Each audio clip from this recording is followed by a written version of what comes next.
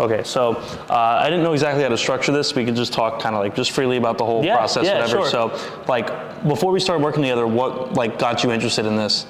Yeah, so I had been working out for a while by myself, and I honestly wasn't making much progress. I made a little bit of noob gains, but my lifts were still pretty weak. And I think if we look back at our logs, they've almost like quadrupled in 6 months. Yeah. Which compared to 4 years lifting on my own is incredible. It's crazy, I know.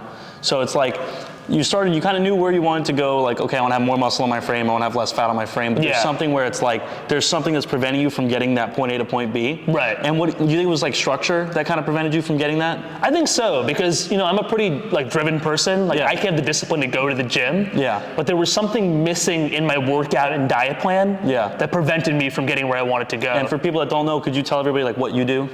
Yeah, so with Matt, I do a split that's upper lower.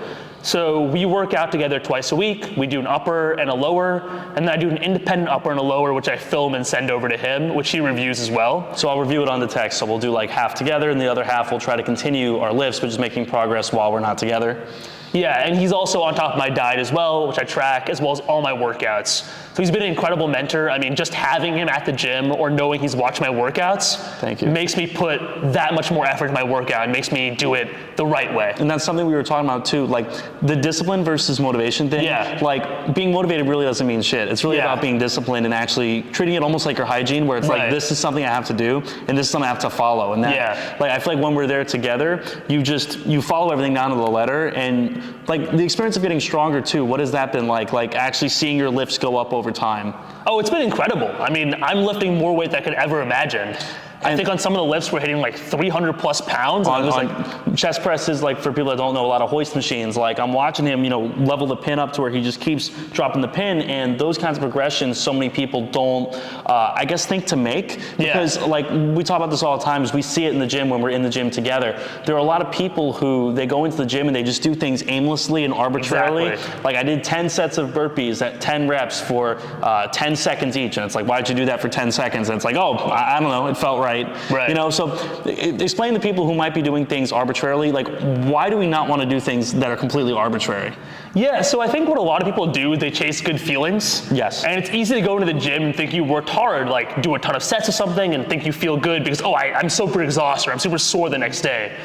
But is that really the most efficient way to build muscle and gain hypertrophy? Yes. And I think it's often not, because I used to do that myself. Yes, and sensation chasing. Exactly. And following Matt's program, I actually work out less than I used to with over triple how much gains I'm getting. Right. Which is incredible. And it's that thing where it's, you know, the number of sets does not directly correlate to growth, because at that point, why not do 50 sets, do 100 sets, right? Right. So, and then also too, your technique has gotten a lot better. 100%. Really, really good from a technique standpoint. And this is something that I look at with him as well, is we try to make sure his execution is really good, to where if we're doing a wide grip trap row, he's rowing wide, he's pronated, he's using wrist straps, for example, something like that, or a chest press, making sure that his arm is tucked properly, he's getting the proper intensity.